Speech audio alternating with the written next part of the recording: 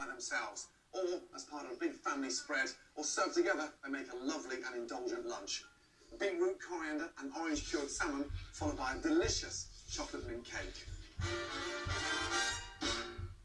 The secret behind curing salmon is in the flavouring you're curing it with.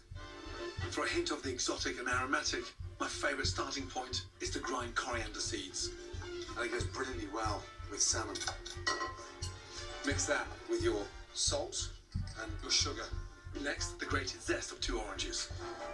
Some fresh pepper. And then mix in one of my favourite ingredients, grated beetroot. Great for curing. It stains the salmon as well, and it just elevates it. Now, you'll see what's happening now with the beetroot. The salt and sugar breaking it down. See how wet it's becoming. Now, that beetroot is ready for the salmon. This chunk in the middle is like the sort of middle part of a fillet steak, the best of the best. Pour on your beetroot. Look at that. I mean, it looks fantastic. Next, cover your beetrooty salmon with cling film. Take your tray, lightly press, and then get something substantial, something heavy, or pots, or a pan, or some tins. The weight on top just speeds up the process. Place your salmon in the fridge to cure for at least 8 hours, or even better, overnight. To follow my deliciously light and simple salmon, a devilishly indulgent dessert. Nothing beats a great cake, a sort of a show-off trophy for party foods. I'm going to make the most amazing flourless chocolate cake, but with a twist. First thing first, make the caramel. Flatten the sugar, never stir a caramel. Rule number 1. Now keep the pan nice and flat.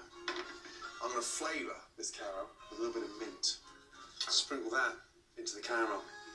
A little teaspoon of oil onto the tray and rub that in.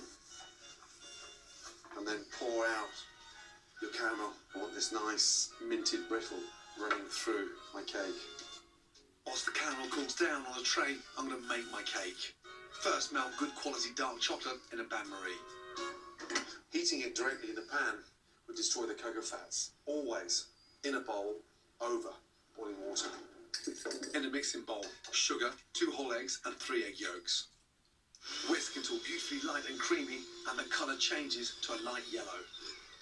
Next, melt some butter into your warm dark chocolate and stir.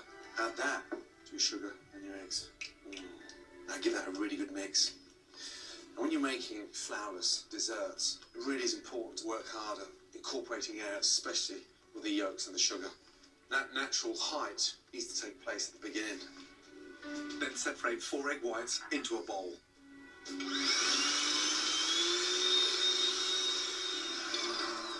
Now, make sure you've got 2/3 of the way there with your whites, and then just sprinkle in the sugar. Almost like a meringue. That's what you call a stiff peak. In with the whites. Before I start mixing that, I'll get my caramel. Just start breaking that up. It's like little glass, sheets of glass. Beautiful. Save some of your minty caramel shards for decoration and use a rolling pin to break up the rest into small pieces. Sprinkle that in.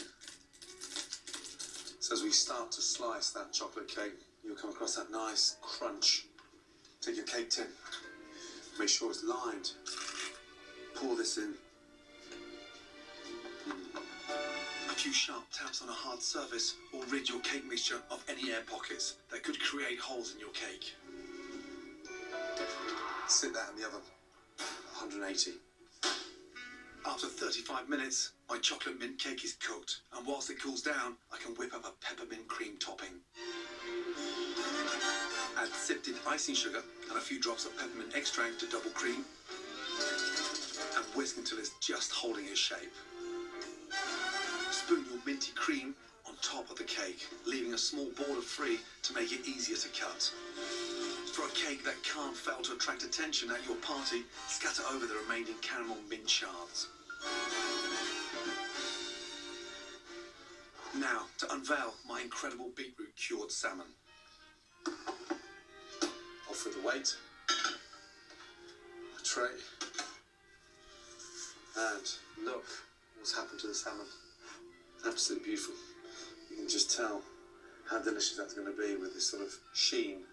Give that a little rinse in cold water.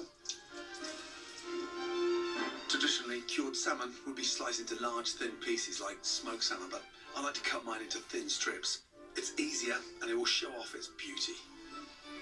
Look at the difference of colours. That nice dark, rich, ruby red. Now, when you've got cured salmon this good, trust me, you just need a salad, Melba toast, or some stunning bread. That's the secret, for me, to any good party. Come masterpieces. Simple, straightforward ingredients, but done properly. Nice. My sumptuous beetroot cured salmon. And for dessert, a divine chocolate mint cake, party food with the wow factor. Coming up, more essential festive